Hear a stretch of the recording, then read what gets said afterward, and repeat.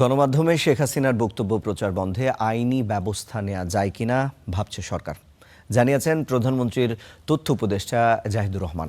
এছাড়া তিনি দেশে ঢোকা মাত্রই গ্রেফতার করা হবে, তবে ন্যায় বিচারের স্বার্থে নেওয়া হবে যথাযথ ব্যবস্থা। অন্যদিকে সাহিত্যিক তসলিমা নাসরিন দেশে ফিরতে চাইলে আবেদন করতে পারবেন বলেও জানান তিনি।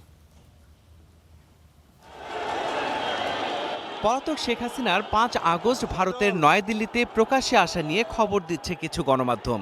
আদালতের নিষেধাজ্ঞা আমলে নিচ্ছে না অনেকে।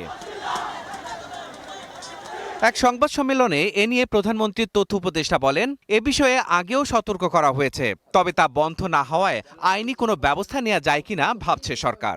আমরা একটা কথা বলেছি যেটা সরকার আসলে রেসপন্ড করবে। আমরা অলরেডি কাজ শুরু করেছি, আমাদের একটা প্যানেল হয়েছে লয়ারদের।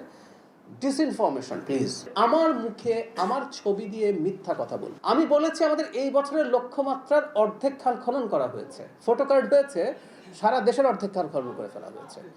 আমরা এই একটা জায়গাতে আমি প্রত্যেককে সচেতন হতে বলি। এছাড়া পলাতক শেখ হাসিনা দেশে ফিরলেই গ্রেপ্তার হবেন, তবে তাকে সব ধরনের আইনি সুবিধা দেয়া হবে বলেও জানান তিনি। বলেন, তসলিমা নাসরিন দেশে ফিরতে চাইলে আবেদন করতে পারেন।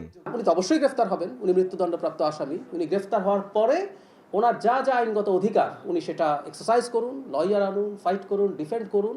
আমরা তো যেহেতু আদালতকে মানি, আমরা তো আদালতকে মেনে আদালতে গেছি, আমরা সেটার জন্য মেনে নিতে প্রস্তুত আছি। তিনি ন্যায় বিচার পাবেন। উনি যেহেতু ভুক্তভোগী, তিনি যদি মনে করেন, তিনি যেসব লেখকের বিরুদ্ধে এই ধরনের অভিযোগ এনেছেন, তিনি যদি মনে করেন আদালতে যাবেন, তিনি নিশ্চয়ই যেতে পারেন। আর সেটা ডিপেন্ড করবে তিনি এই দেশে যদি আসেন। জনগণকে জ্বালানি নিয়ে সাশ্রয়ী হওয়ার আহ্বানও জানিয়েছেন তথ্য উপদেষ্টা। প্রাথমিকভাবে যদি বলে, আমরা আমাদের প্রয়োজনীয় অ্যামাউন্টের গ্যাস বহুদিন থেকেই দিতে পারিনি। যেহেতু গ্যাসের বিদ্যুৎ কেন্দ্র কমে গেছে, সরকার অত্যন্ত এক্সপেন্সিভ তরল জ্বালানি, ডিজেল বেস জ্বালানি দিয়েও বিদ্যুৎ উৎপাদন করছে। আবারও বলছি, এগুলো পাবলিক মানি। সরকার পার্থপক্ষ জ্বালানিগুলো কম ব্যবহার করার চেষ্টা করে, কারণ তার উৎপাদন ব্যয় অনেক বেশি। কিন্তু এই সংকটের কারণে সেটাও করছে। যুক্তরাষ্ট্রের বিশেষ দূত সার্জিও গেরের সফর নিয়ে তথ্য উপদেষ্টা বলেন, দুদেশের সম্পর্ক উন্নয়নে আলোচনা হয়েছে। এ নিয়ে কোনো চাপে নেই ঢাকা। তাদের কাজ করছেন ঠিকঠাক মতো। মাহাদি হাসান, স্টার নিউজ, ঢাকা।